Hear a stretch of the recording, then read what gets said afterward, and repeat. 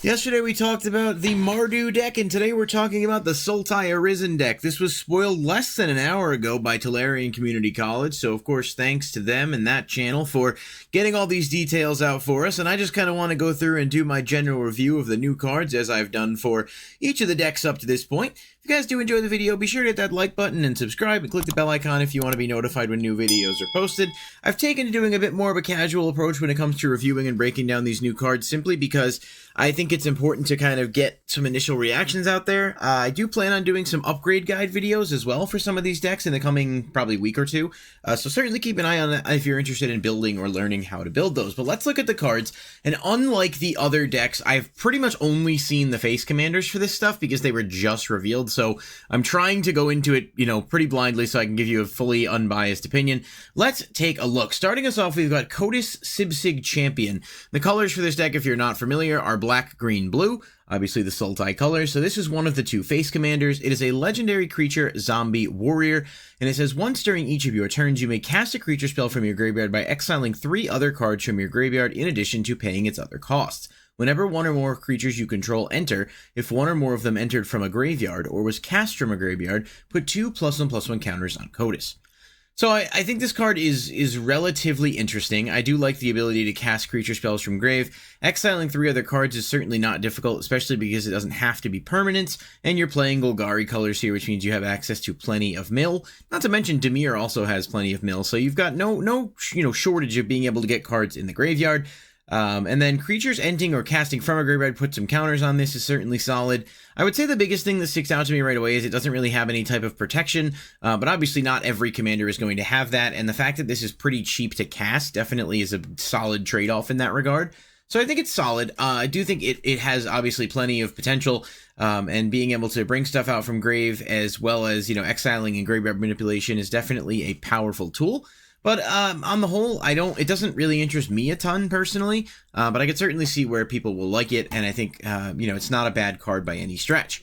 Now, Taval, the Balanced Scale, is the other face commander, and this one is 1 black, green, blue legendary creature Spirit Dragon. Whenever Taval attacks, mill 3 cards. Then, you may return a land card from your graveyard to the battlefield tapped. Whenever one or more cards leave your graveyard, create a 2/2 black zombie druid creature token.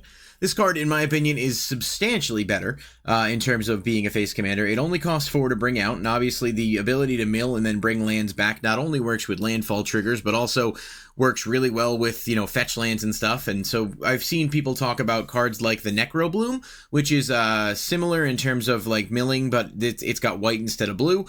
So obviously there are some similarities between the two, especially with creating the zombies. Honestly, I think this card's really strong. I don't know if it's better than Necrobloom in the sense that, is it better to have access to white or to blue? I suppose that depends on what direction you're looking to take the deck in. But it's really fun, and that last effect there, obviously you don't create a zombie for each card that leaves the graveyard because that would be insane. But for each instance, you certainly would. So if you're able to get stuff out of the grave more than once per turn, you can stack up some tokens pretty consistently. I think this is a really, really solid card, and it looks like it'd be fun to build around. So that is my thought on that. Now, we've got Afterlife from the Loam, which is, of course, a funny title and play on Life from the Loam, but this is a very different card. It costs 5 and 3 black, sorcery, with Delve, so each card you exile from your grave while casting it pays for 1. For each player, choose up to 1 target creature card in that player's graveyard. Put those cards onto the battlefield under your control. They're zombies in addition to their other types. The Delve is what really makes this solid, because you can absolutely, get this going for a lot less. You could, in theory, if you're exiling 5 from the grave, you can cast this for 3, and for 3 to get 4 creatures from the graveyard put onto battlefield is just kind of crazy, especially when you can play this within colors that allow you to make your opponent's mill too, so you can, try to do your best to guarantee that you'll have something in the grave to bring back, which is obviously only going to make this card more powerful. And it's obviously up to 1, so even if an opponent doesn't have one, but some do, you can get them, and it's not like they are sacrificed at the end of the turn or anything. It's just a pretty solid, mass reanimate type spell that you can cast for a lot less if you're building, within a deck that is doing a lot of mill. Taval's Judgment is 2 and a black, and is an enchantment. It says whenever 1 or more cards leave your graveyard, choose one that hasn't been chosen this turn. Draw a card, create a treasure token, create a 2/2 black zombie creature token. Again, just a really solid card. It actually works super well in a lot of different decks that will incorporate black, including Golgari, including the other commanders we've already looked at.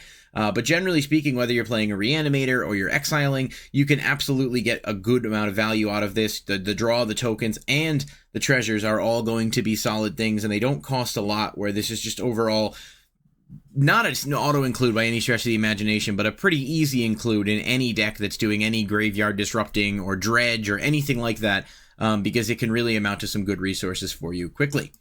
Colossal Grave Reaver is 6 black-green with flying. It is a dragon. It says whenever this creature enters or attacks, mill 3 cards.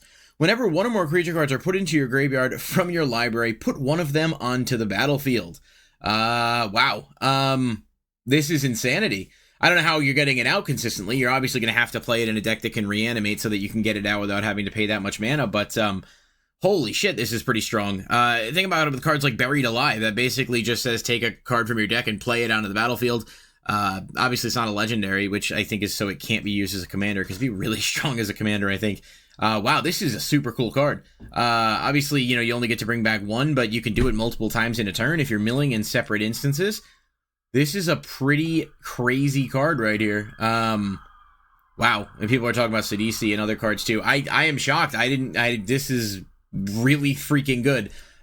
Despite the high cost, I think the decks that are going to make the most use of it have plenty of ways to bypass that cost, which is really nice. Yeah, this is just a really strong card across the board. Holy crap, I'm very surprised. Alright, we've got Will of the Sultai. This is 4 and a green sorcery. Choose one. If you control a commander as you cast a spell, you may choose both instead.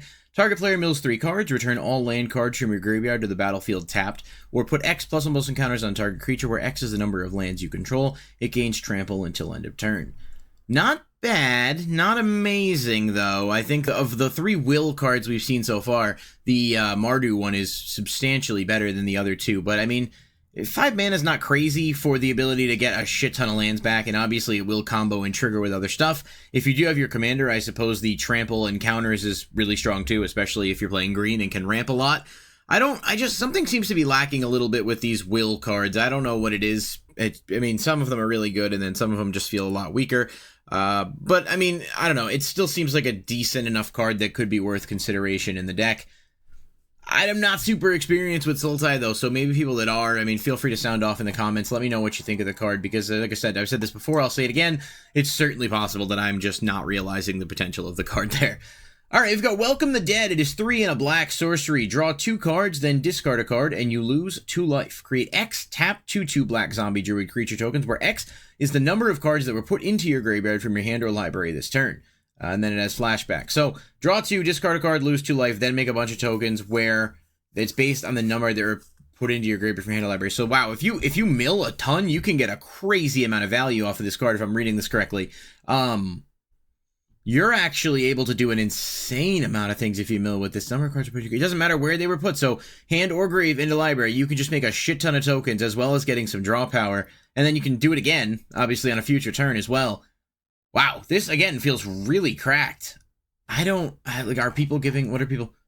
I mean, I don't know, I'm not too familiar with only the one comment there, but, damn, if you're playing mill, I know they come in tap, but, like, I mean, if you have one turn to wait and you can get that many tokens out, that's kind of busted. Am I overthinking this one?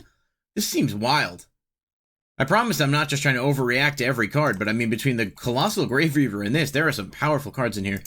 We've got Diviner of Mist. It's 4 and a blue, creature dragon with flying. Whenever it attacks, mill 4. You may cast an instant or sorcery from your graveyard with 4 or less without paying its mana cost. If that spell be put into your graveyard, exile it instead. It's okay. I wish it had it on enters or attacks. I think it'd be a little bit better. But I mean, each turn, being able to play an instant or sorcery for free from the grave is certainly not terrible. Mana value 4 does give you access to a decent number of things. It's alright. Steward of the Harvest is 3 and a green, creature, human druid. When this creature enters, exile up to 3 target land cards from your graveyard. Creatures you control have all activated abilities of land cards exiled with this creature. So I believe that means you could exile fetch lands, and then your creatures can basically become fetch lands, like you sack them, pay 1, and get a land. Certainly really cool for landfall decks. I think that's going to be a big buff there. But also lands that actually have activated abilities that do different things. Certainly not bad. This does feel strong. It feels like it's got some potential going on there. Someone pointed out in the comments, you can also use it with Gaia's Cradle, Thespian Stage, probably Field of the Dead as well. Nice. It's a good card. Just a solid card overall. And then we've got Floral Evoker. It is 2 and a green, creature, snake, druid. Whenever a land you control enters, put a +1/+1 counter on this creature. Pay 1 green, discard a creature card, return target land card from your graveyard to the battlefield tapped. Oh, that doesn't need to tap. You could just do that. That's pretty good. Man, they went ham on this, especially with stuff for Golgari specifically and green. Like, it's the most powerful cards are either the mono black, mono green, or combination ones. Blue got a little shafted here, but wow, this is another really solid card. As someone who plays landfall decks and always looking for upgrades, I'm definitely eyeing a few things here. This is some good stuff. There's a lot of really good cards here. I have to say, this deck feels good. I wonder if this is going to end up being one of the ones that ends up going above MSRP. What do you guys think? Because I know I kind of went a little off the rails there, but I'm shocked by how good some of these cards appear to be, at least on paper. Let me know in the comment section down below, and if you're interested in this deck, and I'll catch you guys in the next video.